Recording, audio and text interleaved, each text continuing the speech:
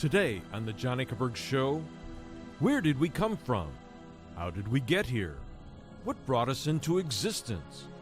In most high schools and colleges, Charles Darwin's theory of evolution is presented as an established fact of science rather than a theory.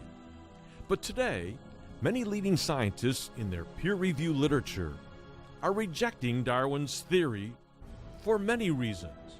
One of the most important being the Kambriyen explosion of animals, where complex, fully formed animals suddenly just appeared in the fossil record, with no prior ancestors before them. Why do some scientists believe that these animals present compelling evidence of an all-powerful designing intelligence in the history of life? My guest today is Dr. Stephen Meyer, who received his PhD in the philosophy of science from Cambridge University, as the author of the best-selling book, Darwin's Doubt. We invite you to join us.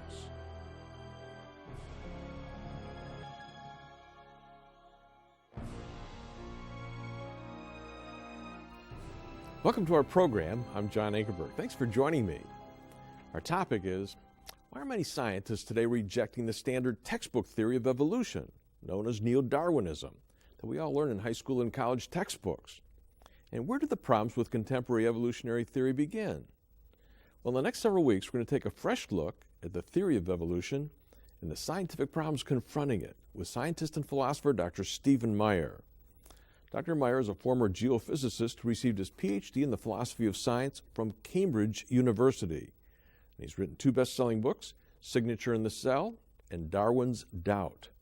In Darwin's Doubt, Dr. Meyer tells how Darwin himself doubted the ability of his own theory to explain a crucial piece of evidence, and how that doubt has grown up to create a major crisis in evolutionary thinking today. Darwin was troubled by a major event in the history of life known as the Kambriyen explosion, in which the first major groups of animals appeared abruptly in the fossil record. Dr. Meyer, we're glad that you're here. And today I want to begin with a clip from Illustra Media's beautiful documentary movie, Darwin's Dilemma, which asks, how could the complex animals in the Kambriyen explosion suddenly come into existence? I want you to watch.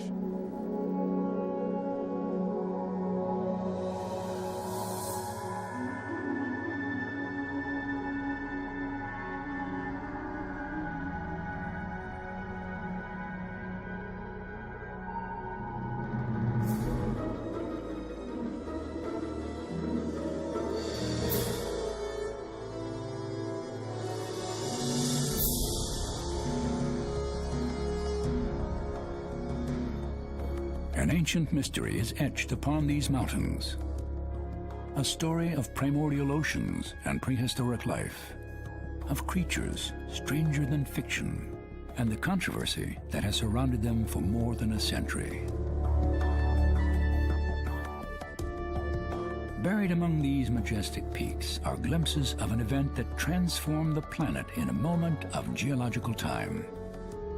Compelling evidence, etched in stone, that challenges long-held assumptions about the origin of animal life on Earth.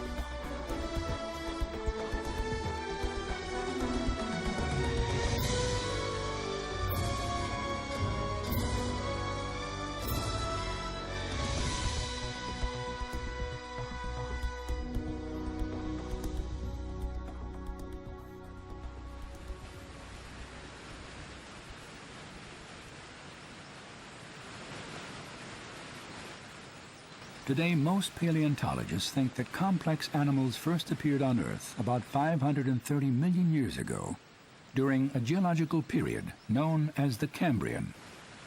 But early in the 19th century, little was understood about this seminal event in the history of life. In 1831, the renowned geologist Adam Sedgwick began to excavate the Cambrian rock strata in northern Wales. He was assisted by Charles Darwin, a recent graduate of Cambridge University. For the young Darwin, the fossils embedded in the Cambrian shale were an intriguing curiosity. But at 22, he lacked the perspective to appreciate their full significance. Natural selection, the theory of evolution, and the origin of species all lay years ahead. So he couldn't imagine that the stones beneath him held a mystery he would never resolve. It was a mystery Darwin would ponder into old age and then pass on to future generations. The mystery of the Cambrian explosion. Now, Dr. Meyer, you've written a best-selling book called Darwin's Doubt. What was the doubt that Charles Darwin had, and what is the Cambrian explosion? Why is it so important? Well, Darwin had a doubt about an event in the history of life known as the Cambrian explosion.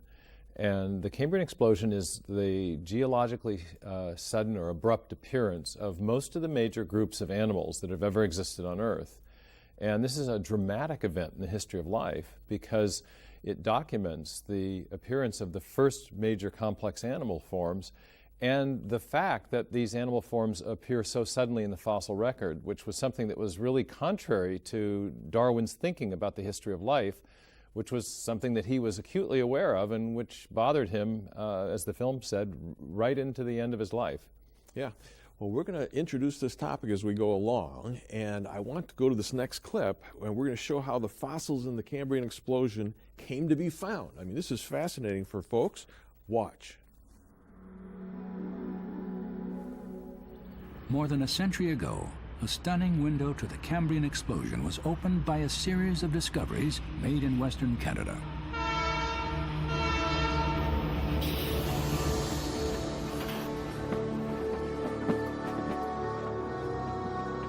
In 1886, the Canadian Pacific Railroad reached British Columbia and the Kicking Horse Valley.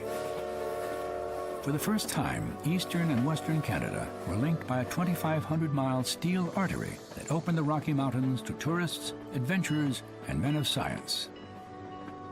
Among them was the geologist R.G. McConnell. Earlier in the year, McConnell had heard reports of a shale bed on the flank of Mount Stephen, just outside the town of Field. Railroad carpenters who had explored the area said it was filled with stone bugs.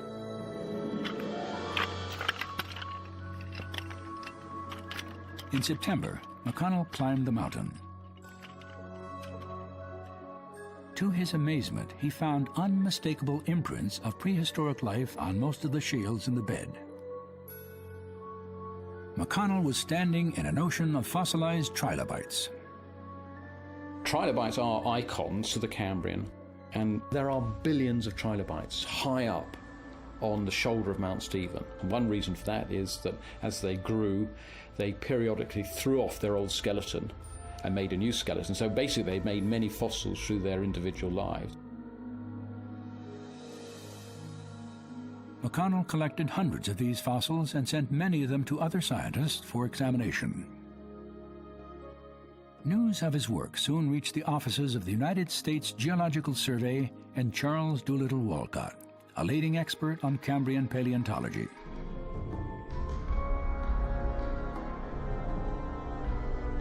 On August 30th, 1909, Walcott led his team below this ridge, 15 miles north of Mount Stephen.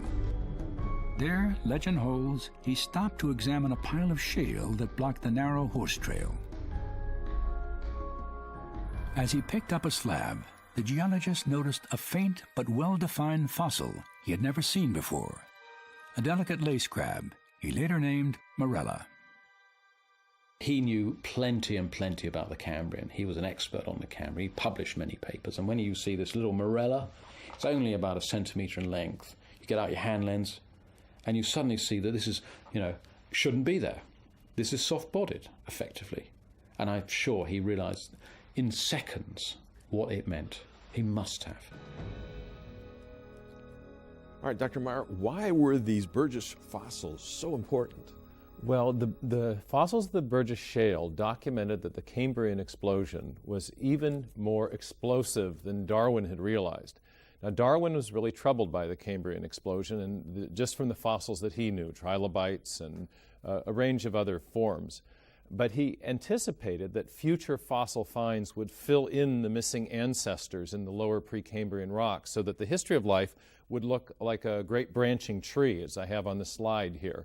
But unfortunately, what was discovered from the standpoint of a Darwinian theory was that you had this sudden appearance of all the first complex forms of animal life, but the ancestral forms, the slightly simpler forms in the lower Precambrian strata, were not present. And the Burgess Shale, rather than documenting those ancestral forms, actually documented a range of new complex animals that even Darwin didn't know about. And so, in effect, the discoveries of the Burgess Shale showed that the Cambrian explosion had been even more explosive than Darwin anticipated. And so the mystery of those missing fossils was even more acute. And the discoveries in the fossil record were just beginning. And as the paleontologists continued to dig, as we're going to see in this next clip, what they found next was astonishing. I want you to watch. In the summer of 1910, Walcott found a fossiliferous band in the ridge. After blasting a quarry, the geologist and his family unearthed thousands of exquisitely preserved specimens from soft-bodied animals previously unknown to science. He called the site the Burgess Shale. There in Burgess Shale, especially the lower level which Walcott first exploited, the preservation is miraculous, it's astonishing. We find trilobites, of course, but we find many, many other sorts of arthropods, almost none of which are ever found in a typical Cambrian assemblage. So we can treat them effectively as being soft-bodied. They have almost no chance of being fossilized in normal circumstances. Geologists believe that the animals of the Burgess Shale were buried quickly and alive by an avalanche of sediment that created an airtight tomb and prevented the decay of soft body parts like eyes, legs, and internal organs.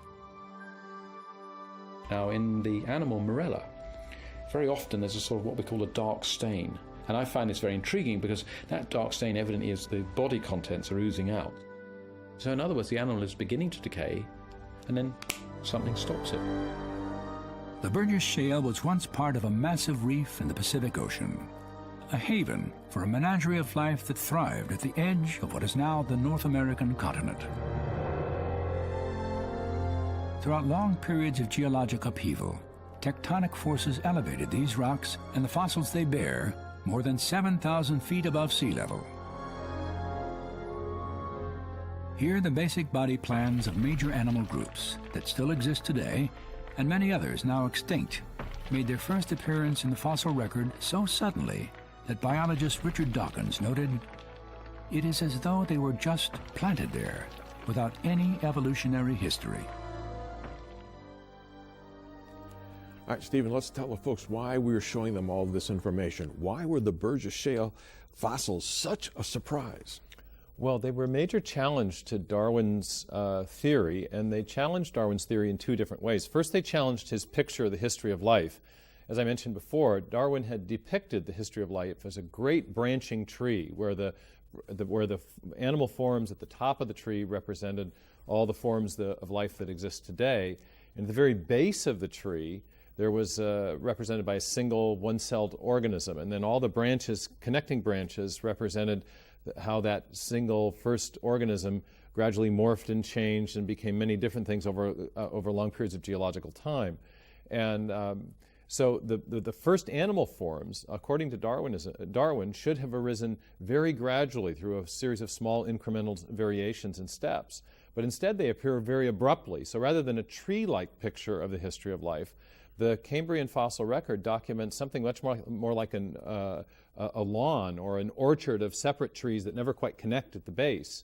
And so you have this sudden appearance and challenges the picture of the history of life. It also challenges Darwin's idea of the mechanism by which living forms would have arisen. His idea was that natural selection, the mechanism of natural selection, would have acted on small incremental variations that would have accumulated over many, many, many generations. And therefore that life would have arisen very, very gradually over time. The first complex animals would have arisen very gradually. But instead what we see in the fossil record is this abrupt appearance of complexity, of complex animal forms, and this is also very contrary to Darwin's thinking about how, the mechanism of how these organisms would have arisen. Yeah, and part of the evidence, what we're going to see next, is how complex the animals that were found in the Burgess Shale, how actually complex they were. I want you folks to watch. These fossils gave science its first detailed look at the biology of the Kambriyen seas. With computer animation, we can now bring that world to life. Like something out of science fiction, Opabenia was a creature so bizarre it still eludes classification. While its 5 eyes watched for predators, the animal captured its prey with a grasping claw.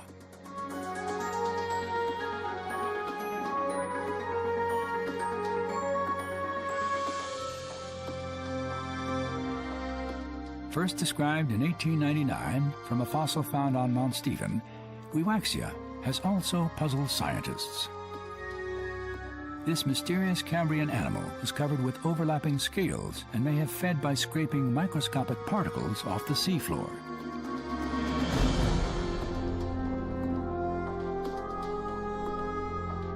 The animal most frequently discovered at Walcott's quarry was Morella. More than 15,000 fossil specimens of this prehistoric crab have been excavated, most revealing multiple pairs of jointed legs and feather-like gill branches used for swimming.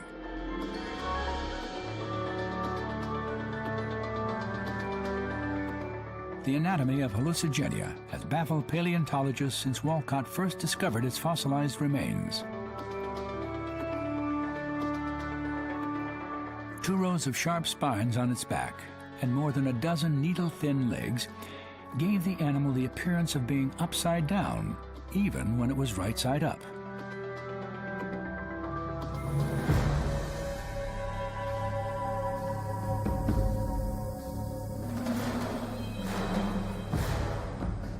At the top of the food chain was Anomalocaris, the undisputed terror of the Kambriyen seas.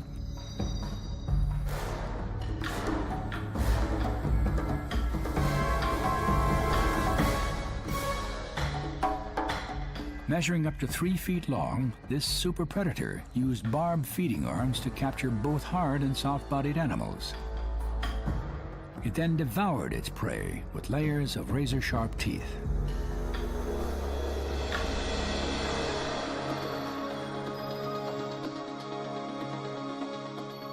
Between 1910 and 1924, Charles Walcott collected more than 60,000 Kambriyen fossils, many of which are still studied in museums and research centers around the world.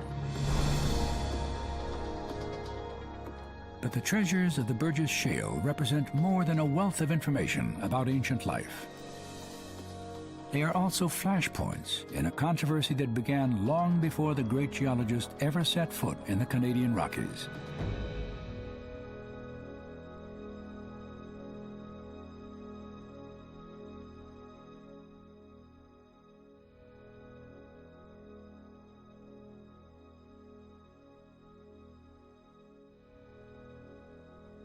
All right, folks, this stuff is astonishing. And before I ask Dr. Meyer to explain why nothing distressed Darwin more than the Cambrian explosion, I first want you to hear what Charles Darwin himself said. Watch. In 1859, this country estate, 30 miles south of London, was ground zero for a scientific revolution. Here, in the solitude of his study, Charles Darwin completed his landmark book on the origin of species. In it, Darwin attempted to explain how every organism that had ever lived evolved from a single common ancestor as a result of natural selection acting on random variations. Common descent and natural selection became the twin pillars of modern biology, and Darwin's branching tree of life its foremost icon. Yet despite the clarity and detail of his argument, Darwin acknowledged a problem that defied explanation: the Cambrian fossil record. The distinctness of specific forms and their not being blended together by innumerable transitional links is a very obvious difficulty. I allude to the manner in which species belonging to several of the main divisions of the animal kingdom suddenly appear in the lowest known fossiliferous rocks. When Darwin was writing The Origin of Species, it was well known at the time that the first fossils of animals appeared suddenly without precursors in the geological record. So there was a deep conflict between what his theory told him to expect to find, namely an abundance of transitional forms going back to that common ancestor for the animals, versus what was there in the fossil record.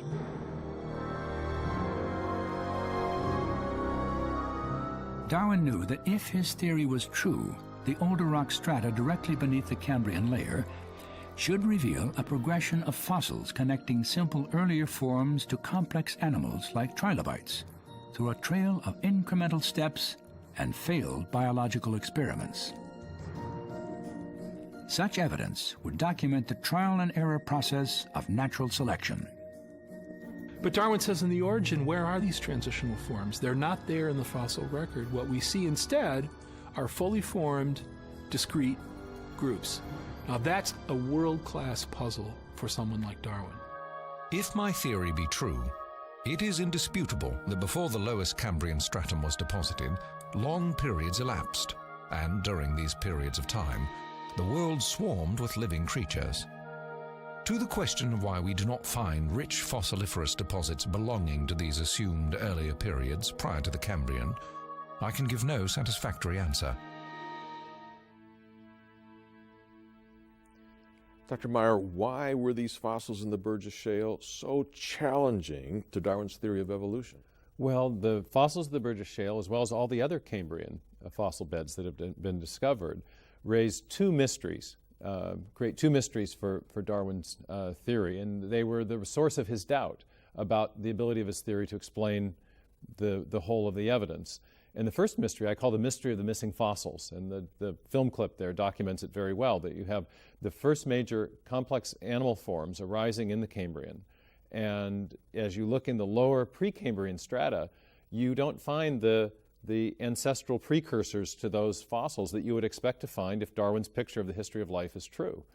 And the second mystery is closely related to it, and I call this the mystery of how you build an animal. How would the evolutionary process build an animal? According to Darwin, the process by which complex animal life arose was the process of natural selection acting on small incremental variations. And Darwin understood that the variations would need to be small and incremental, because if there was a large change in the form of an animal from one generation to the next, that would be something like a birth defect or a deformity, and he understood that those kind of gross changes would always be deleterious or detrimental.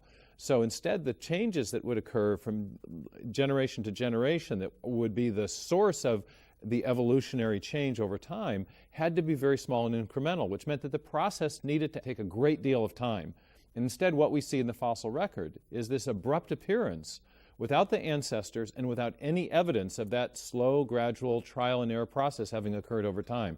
So the Cambrian explosion raises two mysteries: the mystery of the missing fossils and the mystery of what is the process by which all this complexity came about.